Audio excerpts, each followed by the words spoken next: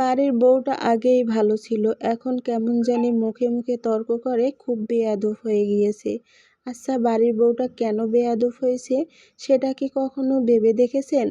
আপনি যদি অনবরত কাউকে খোঁচাতে থাকেন, তখন সে খোঁচা জায়গায় কিন্তু গা এমনিতেই হয়ে যায়, আর তখন সেই খোঁচা থেকে বাঁচাতে নিজেই পাল্টা খোঁচা দিতে শিখে যায়। আসসালামু আলাইকুম, সবাই কেমন আছেন? আমি আলহামদুলিল্লাহ ভালো। প্রতিদিনের মতো বাসায় কি কি রান্না করলাম আর সেই রান্না বান্না নিয়েই আজকের ভিডিওটা, আশা করি আপনাদের ভালো লাগবে। আর আজকে রান্না করার জন্য এখানে 2 রকমের মাছ নিয়েছি। প্রথমত তেলাপিয়া মাছ, আর হচ্ছে নদীর ওই মাছটাকে আমরা চাবলি মাছ বলি, অনেকে চাপিলা মাছ বলে। আর কার অঞ্চলে কি মাছ নামে পরিচিত সেটা তো জানি না। তো যাই হোক, মাছগুলোকে আমি ভালো করে ধুয়ে লবণ, হলুদ গুঁড়ো, মরিচ গুঁড়ো মাখিয়ে প্রথমেই ভেজে নিলাম। তো প্রথমে তেলাপিয়া মাছগুলো ভেজে নিয়েছি, আর এখন আমি সেই চাপিলা মাছগুলো ভেজে নিচ্ছি। আর এই মাছগুলোতে কাটা প্রচুর পরিমাণে, তারপরেও কিন্তু খেতে ভালো লাগে, একদম সেম ইলিশ মাছের মতোই লাগে। আর আমার ছেলে মেয়েরা মাশাল্লাহ ওরা কাটা বেছে খেতে পারে, তো এই জন্য সমস্যা হয় না। তো এই যে চাবলি মাছগুলো কিন্তু ভেজে নিয়েছি, অন্য পাত্রে তুলে নিলাম।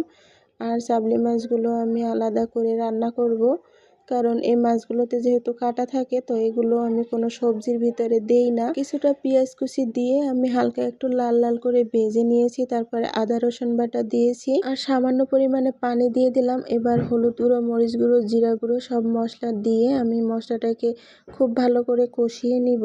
আর এই তো খুব ভালো করে মশলাটাকে কষিয়ে নিয়ে আমি মাছগুলো দিয়ে দিলাম। মাছগুলো দিয়ে মশলার সাথে একটু নেড়েচেড়ে পরিমাণ মতো পানি দিয়ে দিব।